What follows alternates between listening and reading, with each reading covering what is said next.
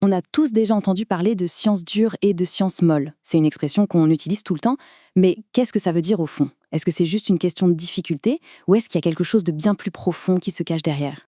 Bon, allons droit au but. C'est la question qui est vraiment au cœur de notre analyse aujourd'hui. Est-ce que la physique, par exemple, est vraiment intrinsèquement plus dure que la psychologie? Et si c'est le cas, pourquoi? Qu'est-ce qui fait la différence? Alors voilà, le point absolument crucial, c'est de changer complètement de perspective.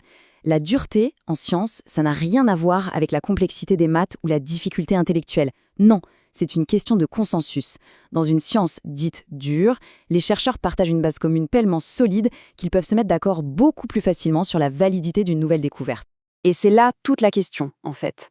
Est-ce que cette idée de hiérarchie, c'est juste une sorte d'intuition, un stéréotype culturel, ou est-ce qu'on peut vraiment la mesurer, la prouver de manière objective? C'est exactement ce que des chercheurs, Fanelli et Glenzel, ont voulu savoir. Ok, pour résoudre ce mystère, il faut d'abord examiner les différentes théories en compétition. On peut les voir un peu comme trois suspects dans une enquête, chacun avec sa propre version des faits sur la façon dont la science est organisée. Bon, cette diapo, elle nous présente nos trois suspects. Chaque graphique place les sciences sur deux axes. En bas, on a la complexité du sujet, et sur le côté, le niveau de consensus, autrement dit, la dureté. La théorie de la hiérarchie, à gauche, imagine une transition toute douce, un dégradé. Au milieu, la théorie des deux cultures suggère une rupture, une vraie cassure entre les sciences naturelles et sociales. Et puis à droite, eh bien c'est l'hypothèse nulle, il n'y a aucun ordre, c'est le chaos. Donc en gros, tout se joue sur un point précis, la place des sciences biologiques. C'est elle, la clé de l'énigme. Pour la théorie de la hiérarchie, elles sont au milieu, elles font le pont. Pour la théorie des deux cultures, au contraire, elles sont rangées avec les sciences physiques. Il suffit donc de trouver où elles se situent dans la réalité pour avoir notre coupable.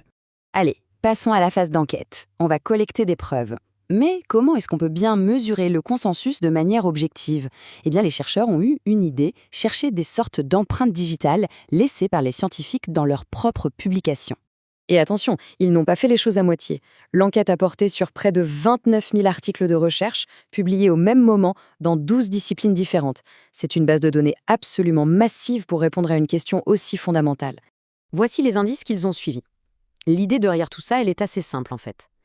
Un consensus élevé devrait se voir dans les publications. Des articles plus courts, parce qu'on n'a pas besoin de tout réexpliquer depuis le début, des références plus récentes, parce que le domaine avance vite, et un partage plus intense de ces références, ce qui montre que tout le monde travaille sur les mêmes problèmes. Et cette citation, elle résume l'idée à la perfection. Quand le consensus est faible, il faut plus de mots, plus de justifications, plus de détours pour convaincre. Les données, elles, ne suffisent plus à parler d'elles-mêmes. Alors regardons les premiers indices. Sur ces graphiques, on voit plusieurs choses. Prenons celui qui mesure la longueur des articles. On voit très clairement que les articles en sciences physiques, notés P, sont en moyenne les plus courts. Et puis, la longueur augmente progressivement en passant par les sciences biologiques, le B, pour être maximale dans les sciences sociales, le S. C'est un premier point majeur pour la théorie de la hiérarchie. Prenons un autre indice, l'âge des références. Le graphique en bas à gauche, c'est l'indice de Price. Il mesure la proportion de citations qui sont récentes. Et là encore, il est au plus haut dans les sciences physiques et on observe la même descente graduelle vers les sciences sociales. Le même schéma se répète encore et encore, sur plusieurs autres mesures. Bon, le schéma qui se dessine est de plus en plus clair, non? L'accumulation des preuves est assez parlante. Sur quasiment tous les paramètres qu'on a mesurés, les sciences biologiques se comportent comme un intermédiaire parfait. Ni tout à fait comme les sciences physiques, ni tout à fait comme les sciences sociales. Pile entre les deux. Ok, on a examiné les suspects. On a analysé les indices. Il est temps maintenant de rendre le verdict. Et toutes les preuves, absolument toutes, convergent vers une seule et même conclusion. Mais pour aller encore plus loin, on peut se poser une question fascinante. Est-ce qu'on peut visualiser cette structure? Est-ce qu'on peut littéralement dessiner une carte de l'ensemble des connaissances scientifiques pour voir si cette hiérarchie saute aux yeux? La réponse est oui, et voici cette carte du savoir. C'est assez incroyable. Chaque petit point est un article de recherche. Et ces points sont reliés entre eux s'ils partagent au moins une référence. Les couleurs, elles, représentent les grands domaines scientifiques. Ça nous permet de voir de quoi parlent les scientifiques entre eux et communs. Et là, regardez bien, c'est frappant. Les sciences physiques en bleu et les sciences biologiques en vert forment des grappes, des clusters très denses, très connectés. C'est le signe d'un consensus fort, de communautés qui travaillent sur des problèmes bien définis. Et à l'inverse, les sciences sociales en rouge forment un nuage beaucoup plus diffus, plus éclaté. La structure cognitive s'effrite à mesure qu'on descend dans la hiérarchie. Le verdict est donc sans appel. Il n'y a plus aucun doute. Ni la division nette des deux cultures, ni l'absence totale d'ordre ne collent aux données.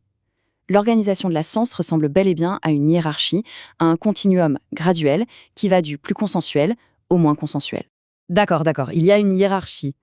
Mais, et alors, en quoi est-ce que ça nous concerne? Quelles sont les vraies implications de cette découverte? Eh bien, elles sont bien plus importantes qu'on pourrait le croire. Ce que ça veut dire concrètement, c'est que tous les domaines scientifiques ne jouent pas avec les mêmes règles. Un consensus plus faible rend un domaine plus vulnérable aux erreurs, aux faux positifs, aux biais. Et ça suggère quelque chose de crucial. On ne peut pas gérer, financer ou évaluer toutes les sciences avec les mêmes outils et les mêmes attentes. Une approche taille unique est probablement une très mauvaise idée. Cette comparaison est absolument saisissante, et elle illustre le problème à la perfection. D'un côté, en physique, une fraude scientifique énorme a été démasquée en moins d'1 an. Pourquoi? Parce que les données ne collaient tout simplement pas au consensus établi.